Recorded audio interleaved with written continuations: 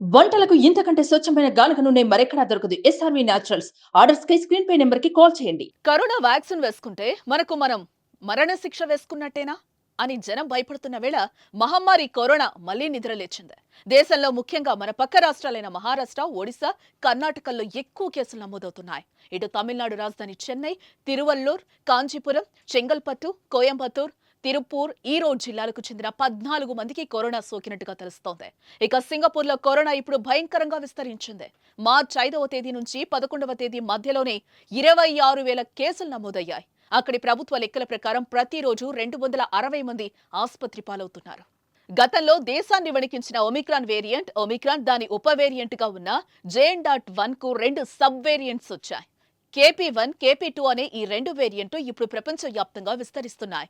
మన దేశంలో కూడా ఈ 2 వేరియంట్లు కనిపిస్తున్నాయని కేంద్రం చెప్తోంది. అయితే KP.2 కేసులు ఇప్పుడు ఎక్కువగా నమోదవుతున్నాయి. ఇండియాలో మొత్తం 324 కేసులుంటే ఇందులో KP2 వేరియంట్స్ 290 కేసులున్నాయి. ఈ కేసులు ఇప్పుడు మన పక్క రాష్ట్రం మహారాష్ట్రలోనే ఎక్కువగా కనిపిస్తున్నాయి. KP.2 వేరియంట్ ఇప్పుడు మహారాష్ట్రలో వేగంగా విస్తరిస్తున్నట్లుగా అక్కడి ప్రభుత్వ లెక్కలు చెప్తున్నాయి. పూణే, థానేలో ఈ ప్రభావం ఎక్కువగా ఉంది. అమరావతి, ఔరంగాబాద్ లో తాజాగా మరో 7 కేసులు నమోదైనట్టుగా తెలుస్తోంది. షోలాపూర్లో 2 కేసులు, అహ్మద్ నగర్, నాసిక్, లాతూర్, సాంగ్లీలో 2 కేసులు చొప్పున నమోదయ్యాయి. ఇప్పటికి అందుతున్న డేటా ప్రకారం మహారాష్ట్రలో మొత్తం 148 కరోనా పాజిటివ్ కేసులున్నాయి. ఇవన్నీ ఒమిక్రాన్ సబ్ వేరియంట్ JN.1 నుంచి రూపాంతరం చెందిన KP.2 వేరియంట్ గా గుర్తించారు.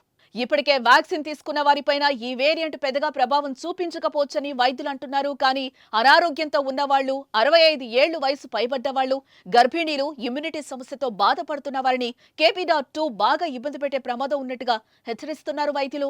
KP.2 నుంచి తప్పించుకోవాలంటే పబ్లిక్ మళ్లీ గ్యాదరింగ్స్ కు దూరంగా ఉండటం, భౌతిక దూరాన్ని పాటించడం, పరిసరాలను పరిశుభ్రంగా ఉంచడం, మాస్క్ ధరించడం, చేతులు శుభ్రంగా కడుక్కోవడం తప్పనిసరని హెచ్చరిస్తున్నారు. ఇప్పటికే కరోనా వ్యాక్సిన్లపై జరుగుతున్న పరిశోధనలు సామాన్యులను భయపెడుతున్నాయి. కోవిషీల్డ్ తో పాటు కోవాక్సిన్ తీసుకున్న వాళ్లు వాటి దుష్ప్రభావాలు ఎదుర్కోక తప్పదని తాజా స్టడీలు చెప్తున్నాయి. ఈ నేపథ్యంలో మళ్లీ కరోనా విజృంభిస్తే పరిస్థితి ఏంటనే భయం మొదలైంది. ఇప్పటికే సింగపూర్, లండన్లలో కరోనా మళ్లీ మొదలవ్వటం, సింగపూర్లో పరిస్థితి మరీ దారుణంగా ఉండడంతో సామాన్యుడిలో భయం కనిపిస్తోంది.